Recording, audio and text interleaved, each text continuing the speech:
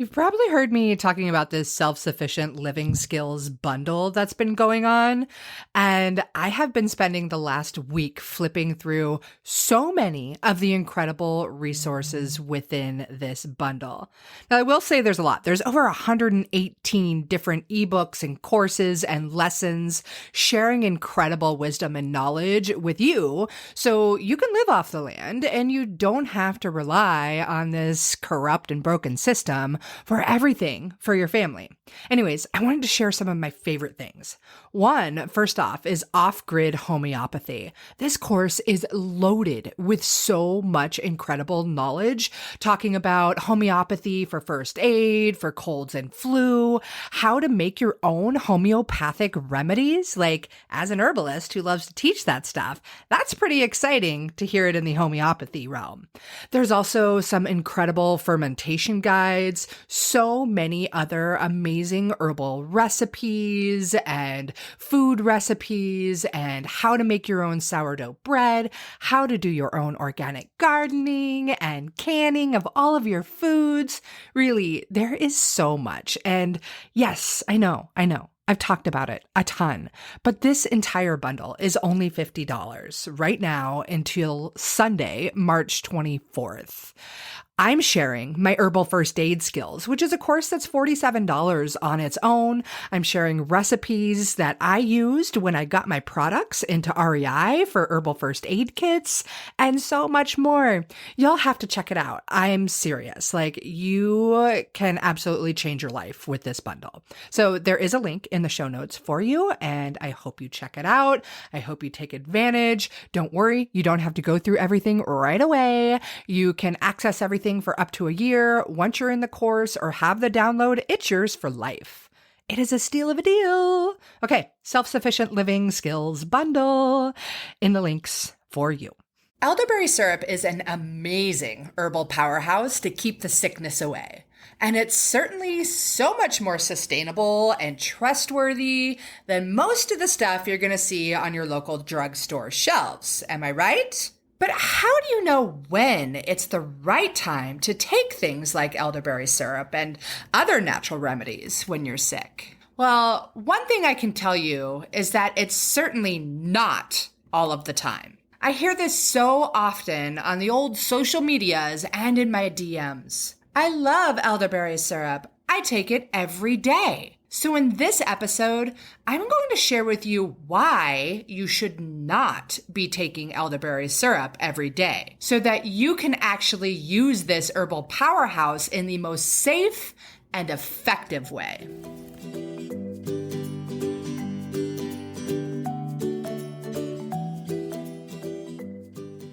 Hello and welcome to the Herbalist Path podcast. I'm your host, Mel Mutterspaugh. I'm a clinical herbalist, environmental educator, founder and formulator of an herbal products company called Mountain Mel's Essential Goods. And my most important role in life is being the mother of a beautiful young daughter.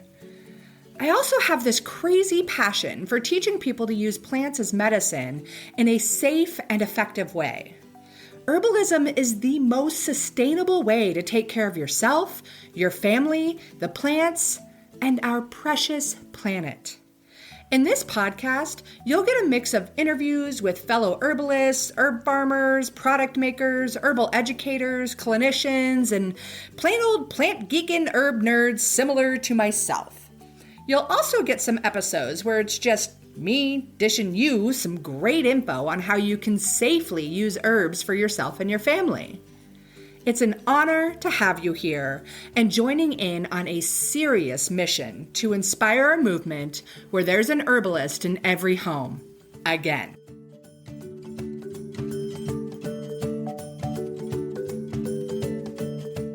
It's no secret, well, at least in my herbal world, that elderberries and their oh-so-popular syrup is absolutely amazing when it comes to keeping yourself and your family healthy and well. In fact, elderberries have been proven to fight off over 10 different flu viruses.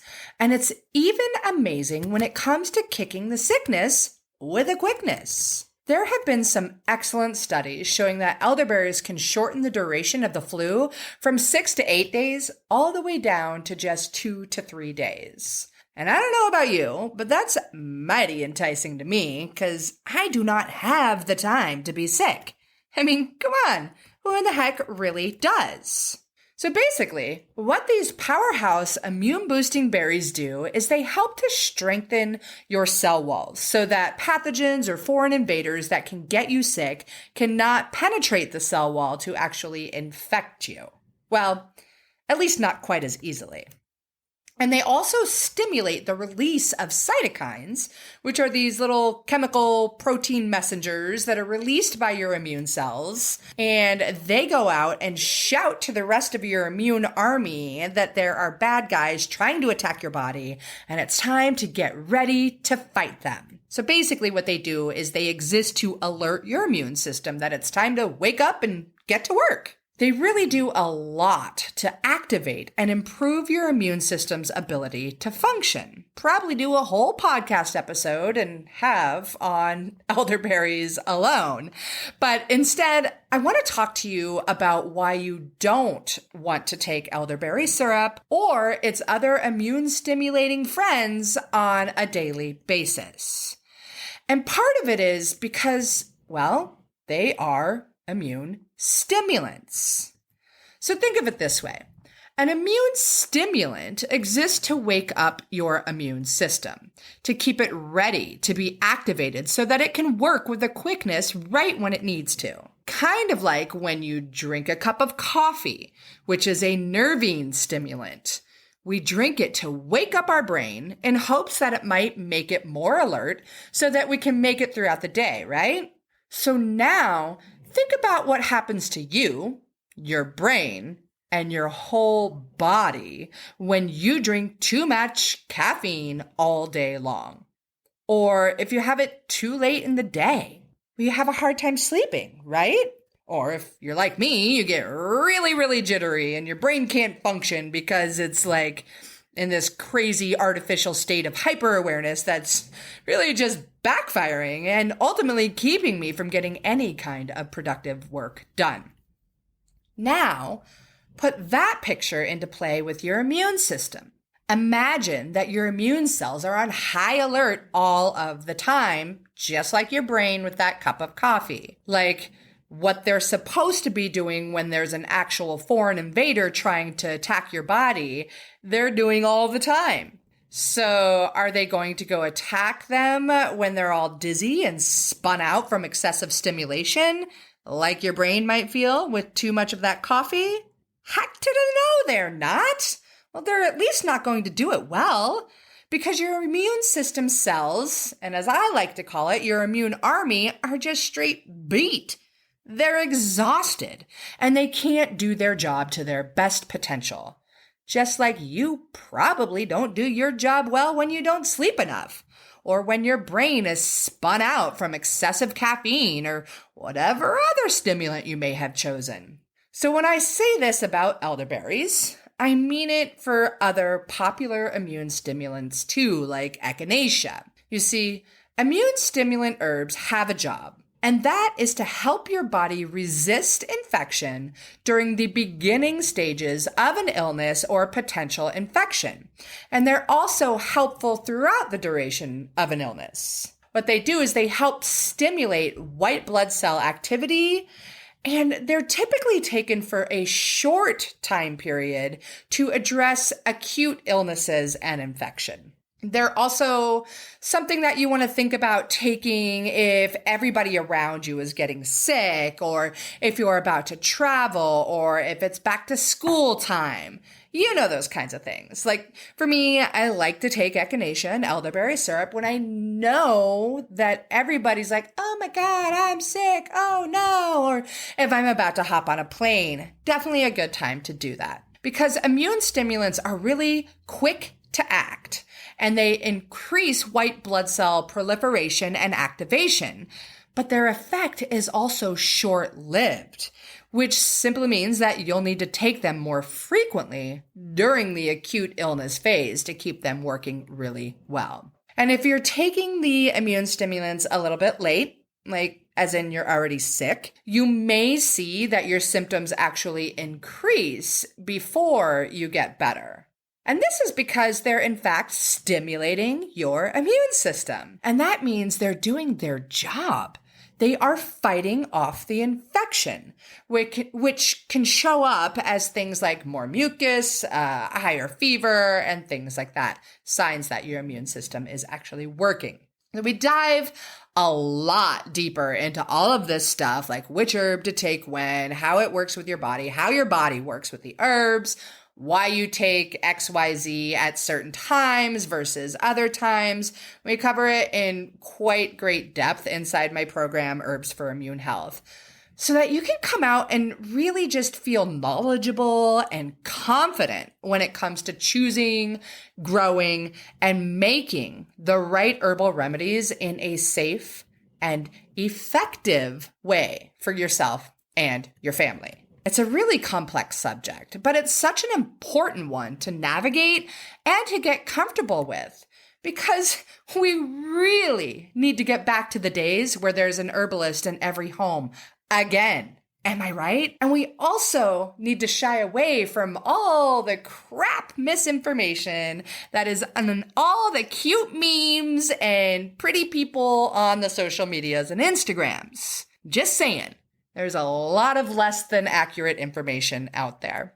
There's some great stuff too, but I'm going to stick to great stuff for you. Anyway, immune stimulants. They are amazing. And there is a proper time and place to take them to have the most beneficial effects on your body. And it's not every day. Let your immune system rest and recoup when it can. Its job is already hard enough, especially during this crazy pandemic season. Ooh, and one thing just to keep in mind while we're talking about immune stimulants, if you are somebody with an autoimmune disorder, you may want to be a bit more conscious and aware when taking immune stimulant herbs, because they can potentially increase the autoimmunity as they stimulate the immune system, which can inspire those immune cells to attack each other even more. This is not to say that that is guaranteed to happen. It is more the exception that this happens than a general rule. But since so many people today do suffer from autoimmune disorders, I think it's really important to address this here in this episode. So, yeah. Okay. If you are someone that is looking for a bit of a boost to your immune system and you don't know where to go, or if you want to start making your own elderberry syrup at a tiny fraction of the cost of what you can grab on the store shelves, you'll definitely want to check out my DIY elderberry syrup kit, or even my immunity blend over at mountainmells.com. So the DIY elderberry syrup kit is so easy. You just pour it into boiling water, let it simmer for 20 to 30 minutes, strain it, and then add some local raw honey and store it in the fridge in a jar, or you could even freeze it into ice cubes so that you can later use it in individual servings, because you really get a lot of syrup for a little bit of money compared to what you get on the store. Anyways, it's super duper yummy and you will be super happy that you get it. And if you're just a tea person, do check out my immunity blend, because it's also super tasty and super effective when it comes to strengthening and boosting your immune system. I'll be sure to link to both of those in the show notes here. Okay, so please remember that not all herbs work the same way for you as they do for your neighbor or even for your closest family member, because you are unique. Your symptoms are unique, and the ways in which herbs work with each of you are unique. So we're basically all a pile of super unique and precious unicorns. Okay, maybe that's a bit much, but I couldn't resist. What I really just wanted to say is that immune stimulants like echinacea and elderberry are not best when taken every day. Let your immune system chill for a bit so that when you really need it, it can stand up and fight in the greatest of ways. So if you found this episode helpful, please do me a super huge favor. Subscribe to my show, give me a 5-star rating, and share it with your friends so that together we can make herbalism spread like wildflowers. Thank you so much and have a most magnificent day.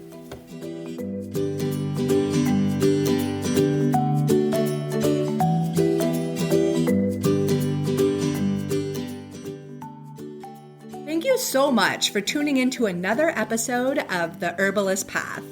Being on this journey with you is absolutely incredible. If you dig this episode, please leave me a review on your favorite podcast player and share it with your friends so that together we can make herbalism #spread like wildflowers. On another note, I must mention that while I know you're getting some good info here, it's important to remember that this podcast is purely for entertainment and educational purposes and is not intended to be a substitute for medical treatment. While the information in this podcast is absolutely relevant, herbs work differently for each person and each condition. That's why I recommend you work with a qualified practitioner, whether that be another herbalist, a naturopath, or your doctor. So thank you again. I am truly honored that you're tuning into these episodes and on the path with me to make sure that there's an herbalist in every home again. Don't forget to share this episode with your friends so that we can make herbalism #spread like wildflowers.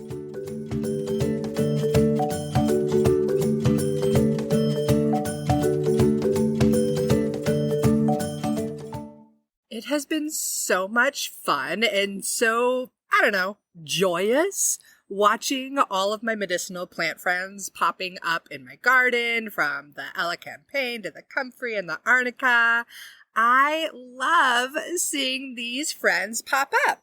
And if you are still trying to decide what to grow in your medicinal herb garden, you've got to grab my guide. It's all about the most essential herbs that every mom should know and should grow. So I teach you how to grow them and the many different ways that you can use them. If you want to grab the guide, go ahead. It's free, and I'm pretty sure you're going to get a lot of delight and use out of it. And there's a link to it in the show notes. I'm wishing you tons of happy medicine planting.